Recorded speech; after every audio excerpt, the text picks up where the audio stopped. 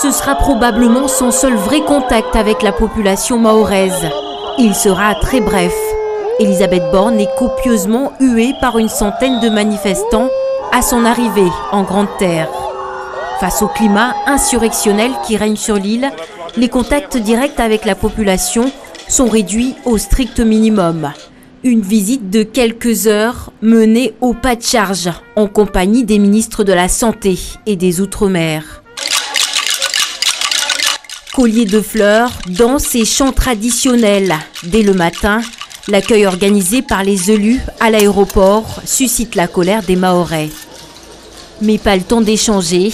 Direction l'usine de dessalement de Petite Terre, dont les travaux d'extension touchent à leur fin.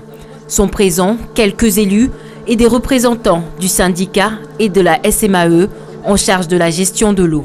Dans le village de l'abattoir, quelques habitants triés sur le volet sont là pour la distribution de l'eau, ce qui n'empêche pas certains de partager leur frustration avec la Première ministre. La liberté égale à quoi chez nous? La prison. Égalité égale quoi chez nous? Eh bien, la tuerie, malheureusement. Fraternité égale à quoi chez nous? Soif. On a envie de vivre.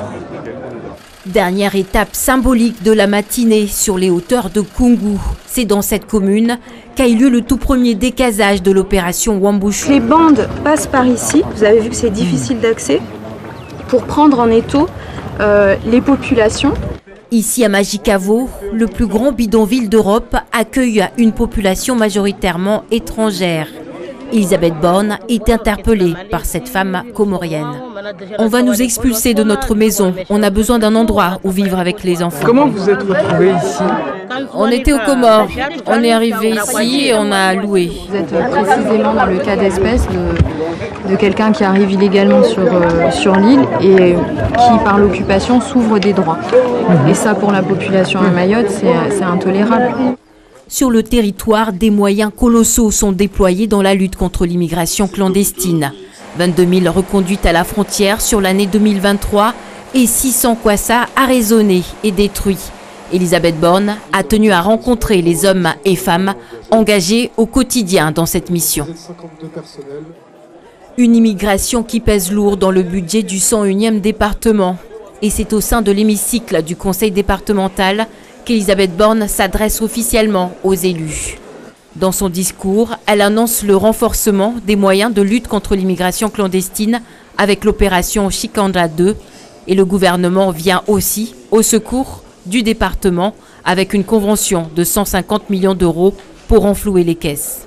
Au cours de tous ces échanges, j'ai également perçu une immense attente envers l'État. Cette attente est légitime. Mayotte, c'est la France, et quand un département français connaît de telles difficultés, il est du devoir de mon gouvernement de se mobiliser pour lui. Après la séquence politique, la crise sanitaire, un passage éclair par l'unique hôpital de l'île, avec des soignants confrontés à la violence, mais aussi au manque de moyens. Aux urgences, des renforts venus de l'Hexagone se relaient tous les 15 jours. Le temps est trop court, il faudrait que les choses soient pérennes dans le temps, il y a énormément à faire. Énormément à faire. Tout au long de sa visite, la Première ministre a pu voir les stigmates, écouter les témoignages des violences qui touchent Mayotte. Comme ici, à Tsararano. Il y a à peine quelques jours, les élèves, les habitants de ce village étaient plongés